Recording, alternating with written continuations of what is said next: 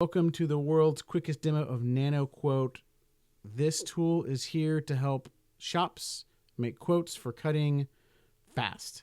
Here's what the quote page will look like. We'll go ahead and create a new quote.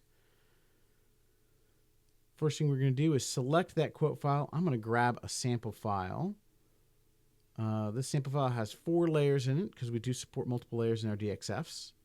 A couple of bend layers, which we don't really care about, so we're going to tell the system to ignore those layers. And then it looks like we have some holes and then a part, so we're going to merge the holes with the part. So now we're going to treat those as one whole part. We're going to go ahead and pick who this is for. This is for Hank. And it's 1066 at 1.6 millimeters on our invented machine.